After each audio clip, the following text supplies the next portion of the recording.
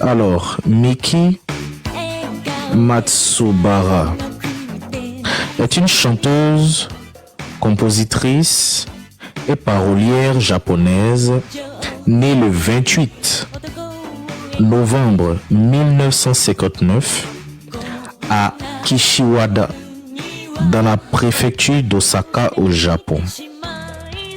Malheureusement, elle nous a quittés le 7 octobre 2004 à l'âge de 44 ans.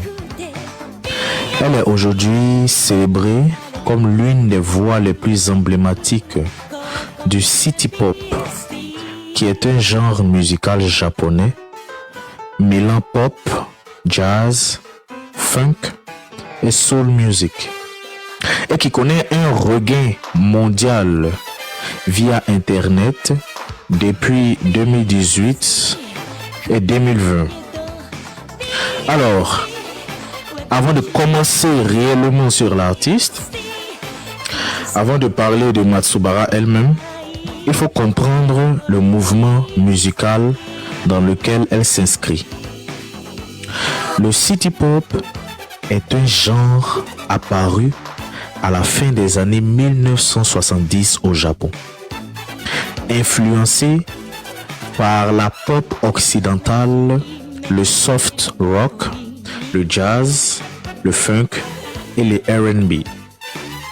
C'est une musique associée à l'urbanisation, à l'optimisme économique du Japon d'après-guerre et à la culture moderne des villes, d'où son nom city, qui est un mot anglais qui veut dire ville en français. Et les sons city pop évoquent souvent des sentiments de nostalgie, de romantisme urbain, de plage, de nuit, de vie moderne. Et Miki Matsubara entre dans ce mouvement comme une figure essentielle. Miki Matsubara naît dans une famille profondément musicale. Sa mère était chanteuse de jazz et a fait partie du groupe japonais Crazy Cats. Et c'est dans cet environnement qu'elle commence le piano à seulement 3 ans. Pour vous dire que la fille, elle était pétrie de talent déjà, depuis le berceau, comme on le dit.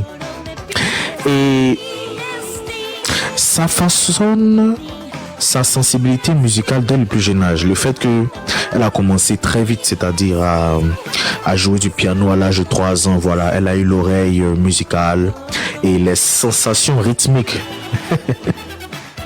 Et durant son adolescence, elle s'intéresse au rock et rejoint plusieurs groupes locaux comme Kurei ou Yoshinoya Band. Elle joue du clavier, explore différents styles et ça crée une base solide en performance live avant même d'entrer à l'industrie. Alors, je vous laisse apprécier un de ces sons qui a marqué son début et qui est un son qui me plaît aussi d'ailleurs. Peut-être que ça va vous plaire, on ne sait jamais. Donc je vous laisse l'apprécier et vous me dites qu'est-ce que vous en dites.